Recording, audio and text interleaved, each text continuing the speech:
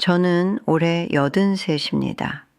그리고 몇 주 전에 딸이 오하이오에서 전화를 했어요. 걱정하고 있었어요.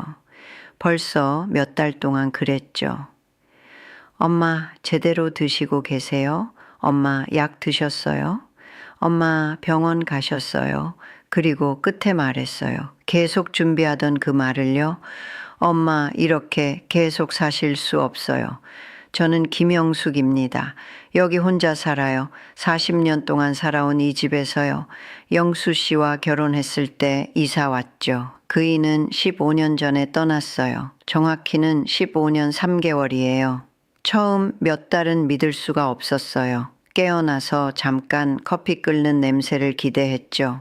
하지만 아무것도 없었어요. 그냥 침묵뿐이었죠. 딸이 말했어요. 선택지를 생각해 봐야 한대요. 한동안 자기네 집에 와서 지내거나 집에서 도와줄 사람을 구하거나 아니면 이건 조용히 말했는데 부끄러운 것처럼 요양원을 알아보래요. 요양원. 딸 입에서 나온 그 단어가 이상하게 들렸어요. 네, 알았어요. 생각해 볼게요. 라고 했어요. 하지만 전화를 끊고 나서 소파에 앉아서 TV를 쳐다봤어요. 진짜 보지는 않으면서요. 어떻게 해야 하나 생각하면서요. 결국 자기네 집에 가서 지내보기로 했어요. 몇 주 와서 어떤지 보래요. 그리고 처음엔 솔직히 좋았어요. 객실을 정리해 줬어요. 딸이 식사를 만들어 줬고요. 손주들이 집에 오면 키스하러 왔어요. 집에서의 그 많은 침묵 후에 함께 한다는 느낌이 들었어요. 거의 안도였죠. 하지만 조금씩 알아차리기 시작했어요. 그들에겐 그들의 삶이 있어요. 당연하죠. 일찍 일어나고 서둘러 나가고 늦게 돌아와요. 손주들은 휴대폰, 친구들과 바빠요. 그리고 저는 거기 한가운데 가구처럼 있어요. 나쁘게 대한 건 아니에요. 오해하지 마세요. 그냥 그 리듬에 맞지 않았던 거예요. 그들이 TV 볼 때 자러 갔어요. 모두 이미 나간 후에 일어났고요. 2시 반에 먹었어요. 그때 그들이 먹으니까요. 제가 평생 3시에 먹었는데도요. 사소한 거죠. 알아요. 하지만 집에 있는 느낌이 들게 하거나 밖에 있는 느낌이 들게 하는 건 사소한 것들이에요. 어느 날 사위가 마트에서 필요한 거 있냐고 물었어요. 아주 친절하게요. 하지만 혼자 못 가는 사람한테 묻듯이 물었어요. 그런데 저는 항상 마트에 혼자 갔어요. 항상요. 영수 씨가 더 이상 못하게 된 후로요. 그때 깨달았어요. 그들이 저를 돌보고 있었어요. 그리고 돌봄 받는 건 좋은 거예요. 하지만 저는 그것만을 원하지 않았어요. 돌봄 받아야 하는 사람이 되고 싶지 않았어요. 아직은요. 3주 후에 집으로 돌아왔어요. 딸은 걱정했어요. 하지만 괜찮다고 제 집이 더 좋다고 했어요. 그리고 사실이었어요. 문을 열고 그 닫혀있던 오래된 냄새를 맡았을 때 엄청난 안도를 느꼈어요. 이게 제 거였어요. 여기선 아무도 아침 먹었냐고 안 물어요. 여기선 원하는 걸 할 수 있어요. 하지만 물론 83세 원하는 걸 하는 건 50살 때와 같지 않아요. 더 쉽게 지쳤어요. 가끔 잊어버렸고요. 열쇠를 어디 뒀는지, 가스레인지를 껐는지, 약을 이미 먹었는지 아닌지. 어느 날 오후 화장실에서 넘어졌어요. 별일 아니었어요. 어리석은 미끄러짐. 하지만 바닥에 한동안 누워서 일어나려고 했어요. 그리고 생각했어요. 밤에 이런 일이 생기면 누가 날 찾지? 딸이 그때 도움을 구하라고 계속 말했어요. 몇 시간 올 수 있는 사람, 장을 봐주고 청소하고 병원에 같이 가줄, 그리고 해봤어요. 아주 좋은 분이 왔어요. 에콰도르에서 온. 이름은 박순희였어요. 아주 부지런했어요. 아주 예의 바르고요. 하지만 거기 그 사람이 있는 걸 익숙해질 수가 없었어요. 제 물건을 만지고 제 찬장을 열고 모든 걸 다른 방식으로 정리하는 거요. 그 사람 잘못이 아니었어요. 제 잘못이었죠. 제 집에서 감시받는 느낌이 들었어요.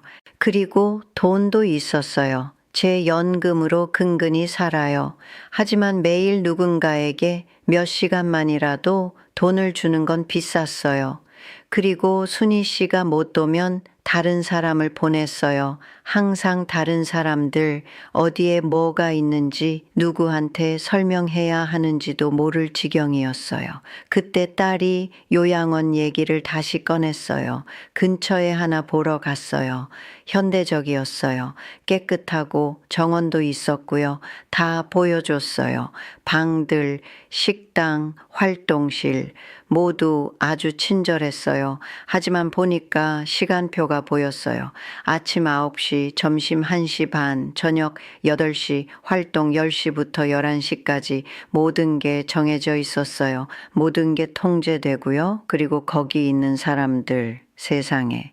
어떤 분들은 쳐다보지도 않았어요. 다른 분들은 휠체어에 입 벌리고 침 흘리며 있었고요.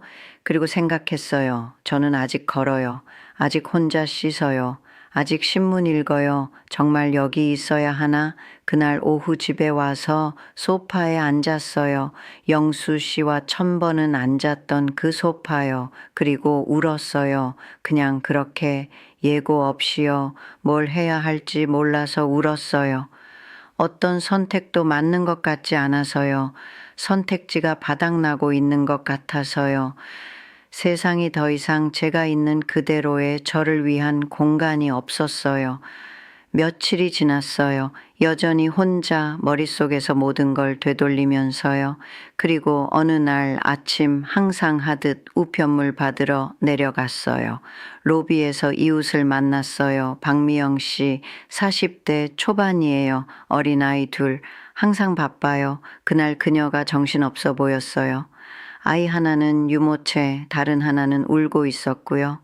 멈춰서 뭐 필요한 거 있냐고 물었어요. 놀란 표정으로 쳐다보더니 아니요, 아무것도 없대요. 그냥 작은 아이를 병원에 데려가야 하는데 큰아이는 아파서 학교를 안 간대요.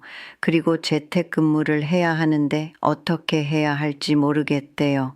그리고 왜인지 모르겠지만 제가 말했어요. 원하시면 도와드릴 수 있어요.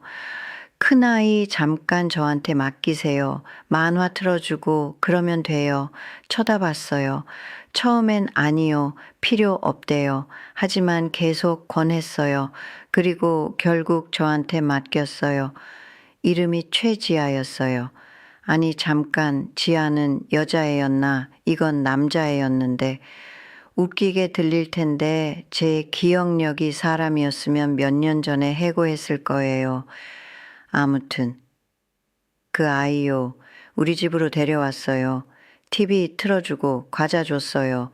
옆에 앉았고요. 그리고 이상했지만 좋았어요. 집에 아이가 있은 지 몇 년이 지났거든요. 미영 씨가 돌아왔을 때 너무 감사해서 거의 울 뻔했어요. 아침을 살려줬대요. 그리고 저는 쓸모 있다고 느꼈어요. 오랫동안 그렇게 느껴본 적이 없었어요. 며칠 후 또 부탁을 했어요. 그리고 또요. 그리고 저는 기꺼이 도왔어요. 어떤 날엔 딸 지아를 학교에서 데려오기 시작했어요. 지아, 그땐 기억했어요. 그러면 미영 씨가 제가 필요한 걸 보면 마트에서 가져다 줬어요. 남편이 제가 더 이상 닿지 않는 전구를 갈아줬고요.